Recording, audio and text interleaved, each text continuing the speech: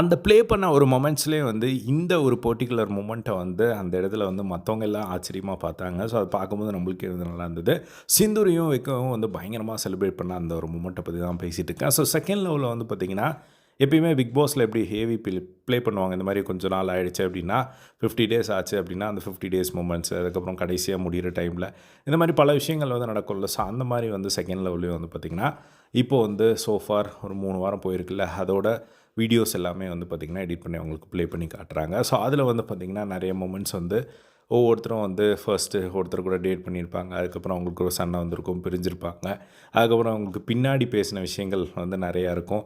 அதை பார்த்து அதை வந்து இப்போது அவங்க கேட்கும்போது ஃபர்ஸ்ட் டைம் வந்து ஷாக் ஆகிற ஒரு மொமெண்ட்ஸ் ஆகட்டும். அதுக்கப்புறம் நேஹா, தேஜஸ் இவங்க 2 பேரும் பண்ண ஒரு சில விஷயங்களை போட்டு காட்டுறாங்க. அதுக்கப்புறம் இன்னொரு பக்கம் தினேஷ் அண்ட் வீணா இவங்க பண்ண சில விஷயங்களை போட்டு காட்டுறாங்க. அது எல்லாத்தையும் வந்து பார்த்து ஒவ்வொருத்தரும் வந்து ஷாக் ஆகி பயங்கரமாக வந்து அந்த ஒரு ஏவியை வந்து கம்ப்ளீட்டாக வந்து என்ஜாய் பண்ணாங்க. அதில் வந்து ஒரு ஸ்பெஷலான ஒரு மொமெண்ட் வருது. அதுதான் வந்து பார்த்திங்கன்னா, சிந்துரியும் வெக்கையும் வந்து டேட் போயிருப்பாங்க. ஸோ அங்கே தான் அவங்களோட ஃப்ரெண்ட்ஷிப் வந்து ரொம்ப ஸ்ட்ராங்கானது. ஸோ அந்த ஃப்ரெண்ட்ஷிப் வந்து பார்த்திங்கன்னா, அதில் வந்து ஒரு அவங்க தாத்தா ரிலேட்டடாக வந்து ஒரு ட்ராயிங் வந்து பண்ணி கொடுத்துருப்பாங்க. அதை டிஷர்ட்டில் வந்து போட்டு அந்த 2 டிஷர்ட்டையும் வந்து அவங்க ஒவ்வொருத்தரும் வந்து மாட்டி ஒரு போஸ் கொடுத்துருப்பாங்க.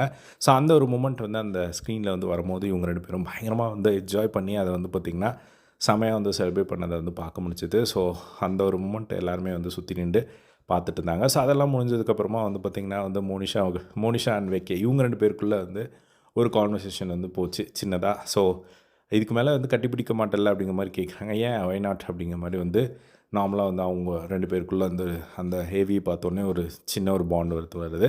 ஸோ இந்த மாதிரியான ஒரு சில மொமெண்ட்ஸ் வந்து பார்த்திங்கன்னா வந்து அந்த ஏவி ப்ளே பண்ணும்போது நடந்த ஒரு விஷயங்கள். ஸோ இதே மாதிரி எல்லா செகண்ட் லவ் ரிலேட்டடான அப்டேட்ஸ்க்கு நம்மளோட சேனலை சப்ஸ்கிரைப் பண்ணி சப்போர்ட் பண்ணுங்கள். தேங்க்ஸ் ஃபார் வாட்சிங்.